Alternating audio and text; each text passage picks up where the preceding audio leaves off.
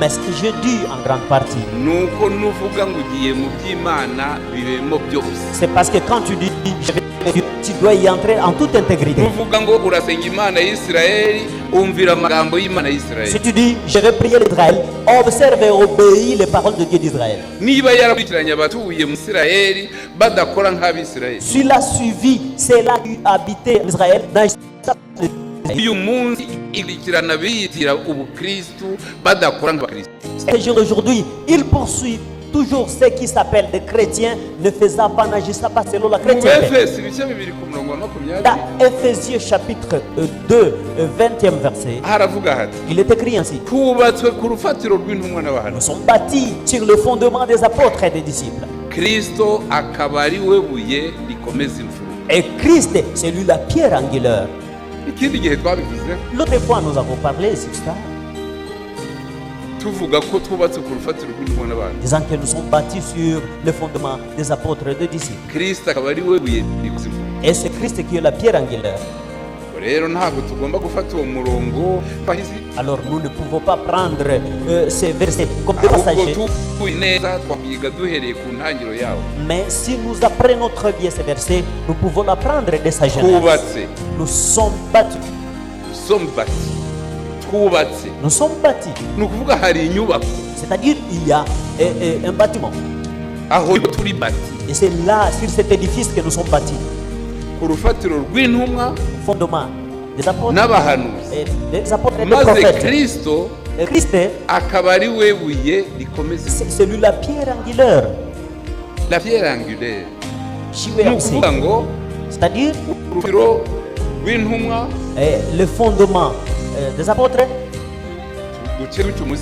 Soulignons ainsi. Soulignons une autre. Et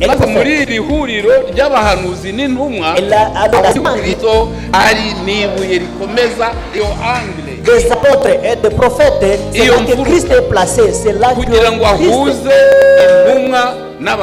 pour réconcilier les apôtres et les prophètes. Cela veut dire quoi? C'est-à-dire c'est l'Ancien Testament et le Nouveau Testament. Et c'est Christ qui unit ces deux côtés. Ça veut dire quoi? C'est-à-dire les nations, les Israéliens.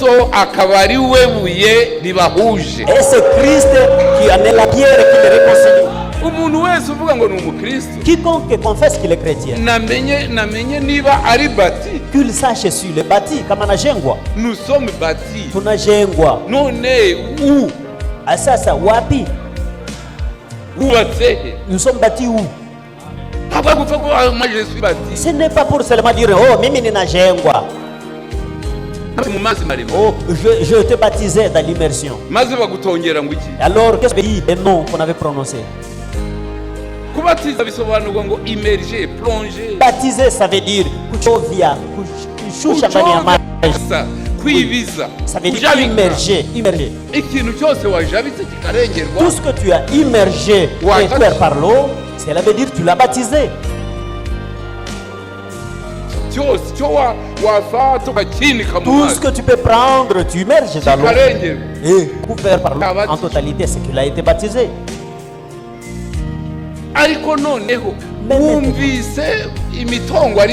Tu as senti quelle est cette parole d'insistance?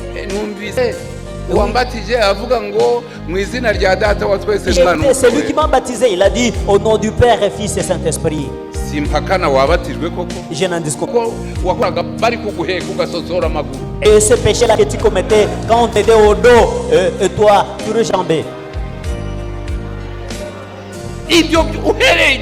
Tous ces péchés-là, depuis ce moment-là, jusqu'à la vieillesse, il continue toujours à rester Christ. Amen. Amen.